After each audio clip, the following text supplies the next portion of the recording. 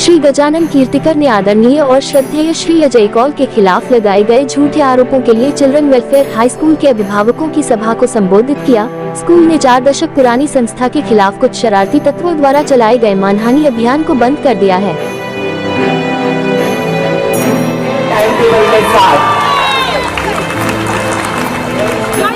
कल से स्कूल शुरू रहेगा, फ्राइडे का टाइम टेबल के साथ बच्चे आएंगे। एक मिनट।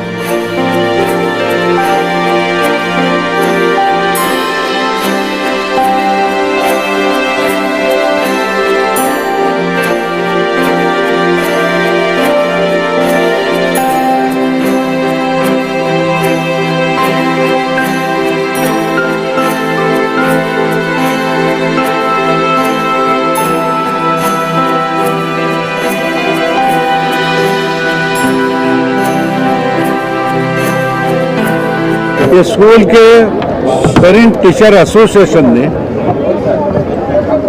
9 अक्टूबर को यहाँ मैं हादसा बोलता हूँ, कॉरपोरेशन ने जो मगरूरी दिखाई, पुलिस फौज ऐसे पद्धति से आए, इससे निषेध करने के लिए आज ये स्कूल बंद रखा सभी टीचरों ने। हम यहाँ के सभी लोक प्रतिनिधि उनको बुलाया, उसमें से मुझे भी निमंत्रण था। मैं यहाँ ये सपोर्ट के लिए आया हूँ। ये 30 बरस पुराना चल रहा है ये CWC।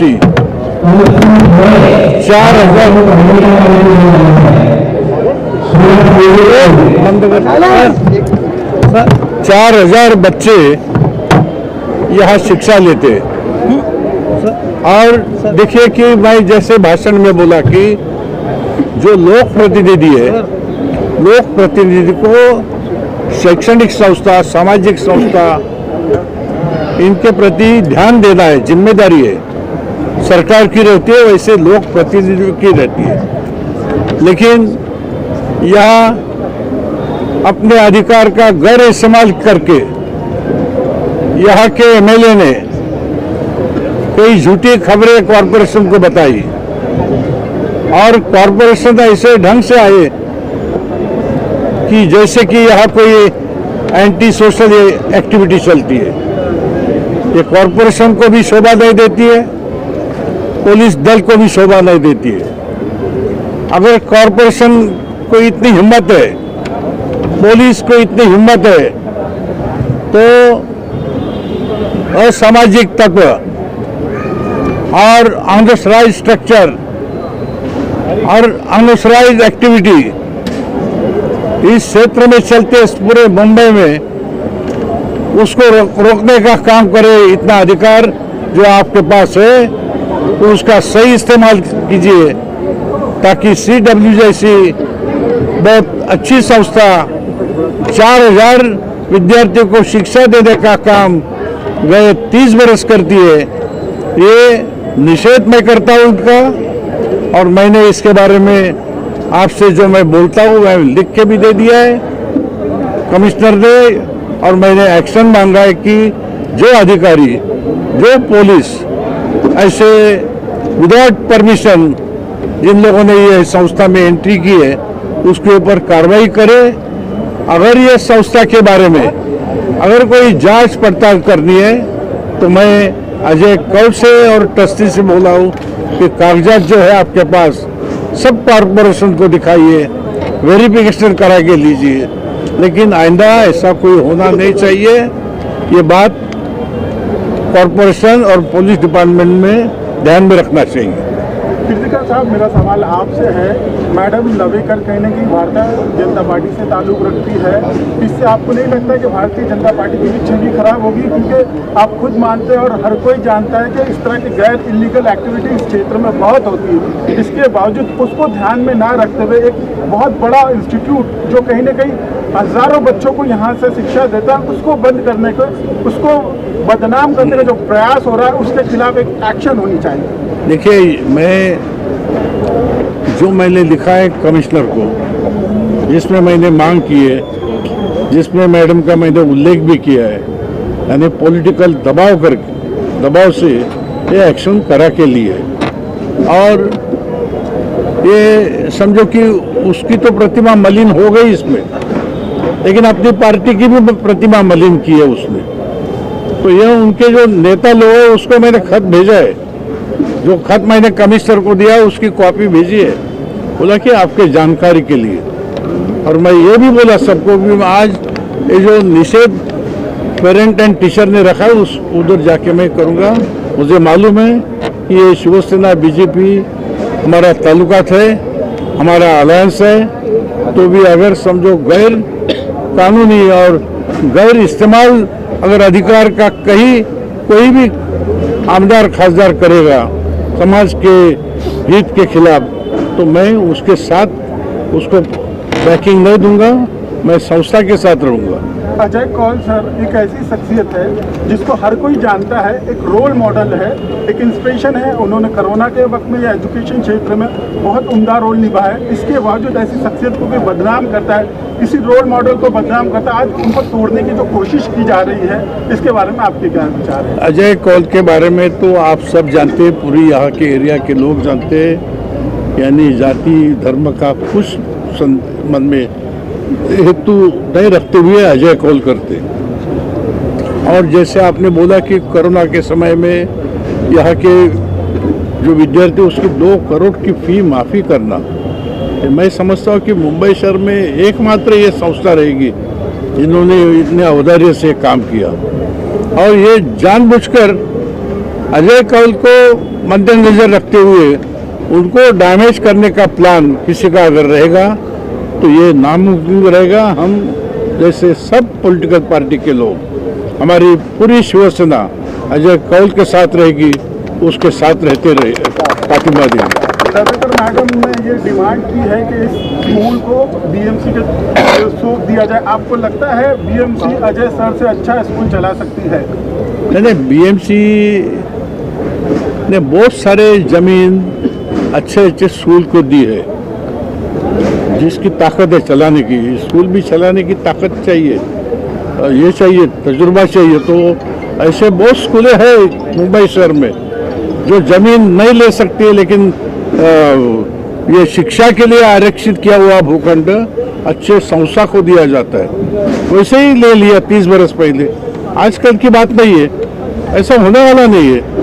क्या चलाएगी म्यूनसिपैलिटी?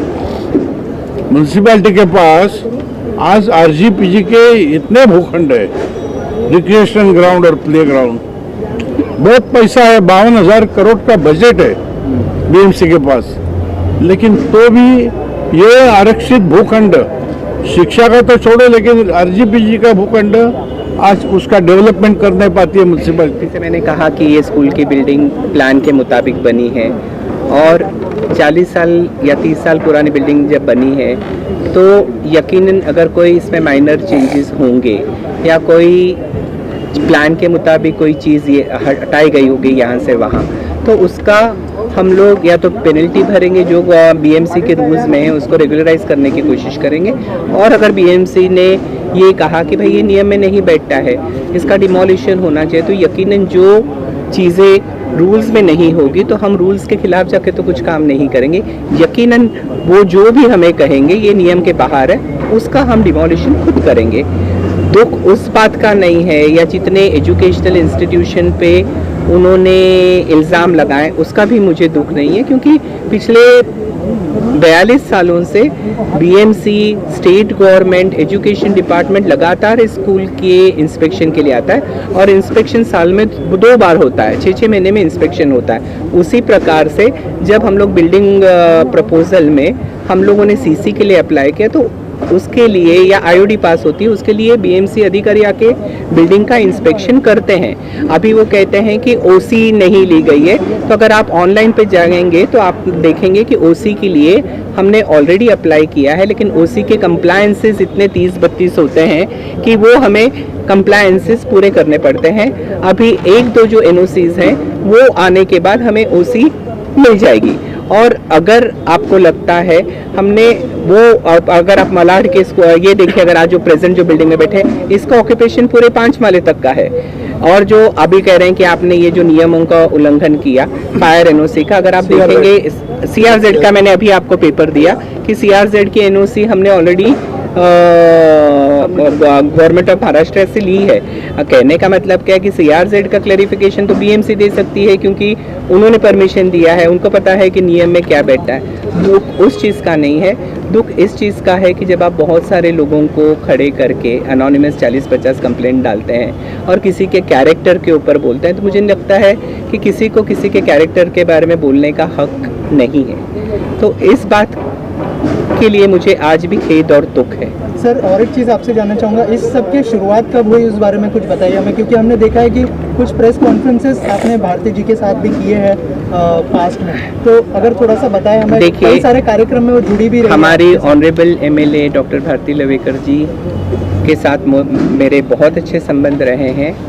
2018 तक उन्होंने 2 बार मुझे honourable deputy chief minister government of Maharashtra Shri Devendra Fadnavis ji के हाथों अवार्ड 2 बार दिया। वो जब चीफ मिनिस्टर थे उस वक्त भी उन्होंने मुझे 2 साल लगातार अवार्ड दिया। एक बार उन्होंने मेरे पास उनका सर्टिफिकेट है जो उन्होंने साइन किया है।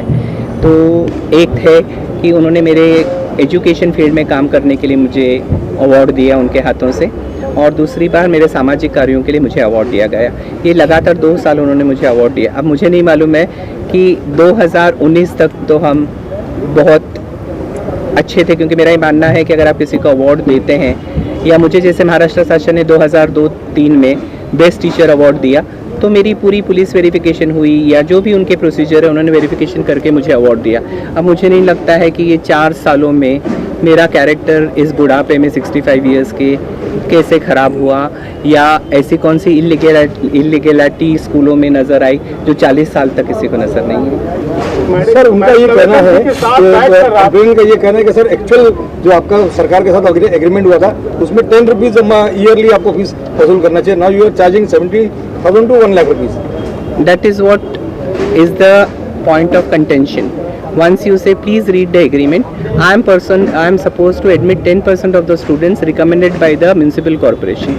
It is not 10% fees. It is students which are recommended by the municipal corporation. That is 10%. And as per the Maharashtra State Act and as per the Supreme Court orders, any educational institution, my fees is the most meager fees in this present institution as far as the locality is concerned, because I am catering to the underprivileged class of the society. As far as you are talking about CBSE schools, CBSE school has its training, its syllabus, its curriculum, its teaching aids, its smart board. So the fees are charged, and that is also permissible as per the Supreme Court orders. Sir, also कहा जा रहा है कि 1 rupees lease पे लिया गया था, उस बारे में अगर सर कुछ क्लियर। मैंने ऑलरेडी ये बात को बहुत डिटेल में क्लियर किया है कि 1 रुपी प्लॉट नहीं था। जब मेरे को सैंक्शन किया गया था उसकी रेट्स लगाए गए थे 300 रुपीज़ पर स्क्वायर मीटर, और चैरिटेबल ट्रस्ट होने के नाते उसका 10% उन्होंने कैलकुलेट किया। कैलकुलेशन के मुताबिक वो होता था 90,000 और 1,78,000 2 साल का ग्राउंड रेंट मैंने सिक्योरिटी डिपॉजिट BMC को भरा। उसके बाद क्योंकि ये 2 प्लॉट 1035 और बाजू का प्लॉट इक्वली दिया गया था, तो हमको दोनों इंस्टीट्यूशन को 1 रुपया चार्ज किया गया था।